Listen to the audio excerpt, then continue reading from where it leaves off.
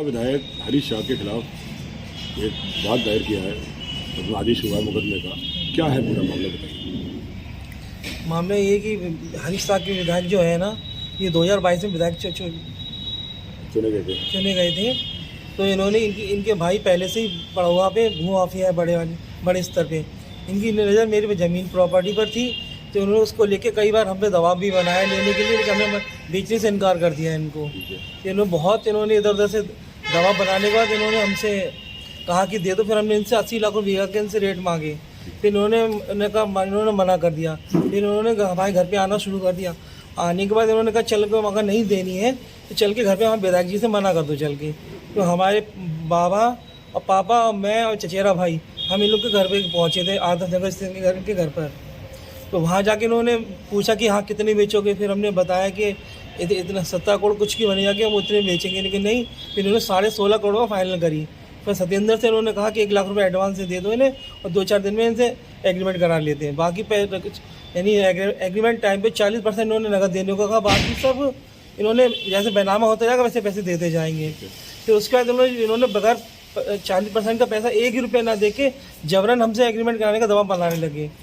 और फिर इसी बीच उन्होंने पापा के पास, पापा उजानी सर्विस करते थे, वहाँ गए थे ये लोग। वहाँ जाकर चचेरा भाई हमारे पापा के साथ ही रहता था बचपन से हमारे साथ ही, उनके साथ उन्होंने वहाँ गाली गलौज करके आए जाके ये लोग। हरिशंकर व्यास वगैरह, सत्येंद्र, अनेकपाल वगैरह ये लोग वहाँ पहुँचे थे। वहाँ जाके फिर रोहित ने भी विधायकों को गाली वगैरह दे दी थी।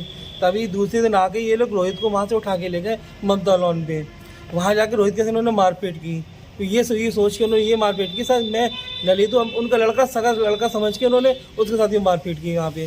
तो उसको इतना हड़काया, उसने आके अगले दिन आके उसने फांसी लगा ली, आके सुसाइड कर लिया आके हमारे यहाँ पे। उसको फिर उन्होंने चाची से मिल के उन्होंने उन पर हमारे खिलाफ ही उल्टा, चाची ने इनके खिलाफ एप्लीकेशन दी कोतवाली में, लेकिन किसी ने नहीं सुनी इनकी। फिर उन्होंने विधायक ने इनको हाथ रख के उनसे कह के फिर हम लोगों को 5 लोगों को मुकदमा उजानी कोतवाली ने लिखवा दिया था। अब जो 22 दायर किया है उसमें आपने क्या दायर किया है, क्या है? ऐसी नौबत क्यों आई कि आपको कोर्ट जाना पड़ा मुकदमा लिखवाने के लिए विधायक के खिलाफ? फिर उन्होंने हम पे झूठे मुकदमे 376 का मुकदमा मुझे झूठा कायम करा के उन्होंने 3 दिन में थाने में मुझे पिटवाया। फिर जबरन इन्होंने जब तक प्रॉपर्टी मेरी ले ली तब तक मुझे छोड़ा नहीं इन लोगों ने। फिर उन्होंने मेरी पत्नी के साथ भी गलत किया। उसी से मुझे बर्दाश्त ना होने के कारण फिर इनके ऊपर मैंने कार्रवाई करना शुरू की। तो आपकी पत्नी के साथ कहाँ दुष्कर्म की घटना को अंजाम दिया गया था?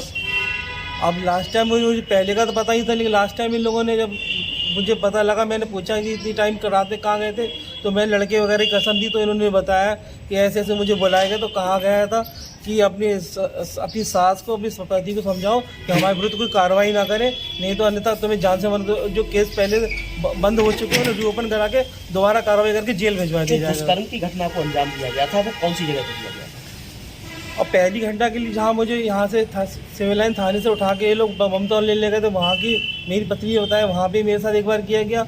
और दोबारा भी जल्दी में ही यहाँ कैंप कार्यालय में भी इन 2 लोगों ने बताया, मैंने कसम दी थी तो बताया कि आनंद प्रकाश अग्रवाल और हरीश साकी ने उसके साथ बलात्कार किया। ठीक।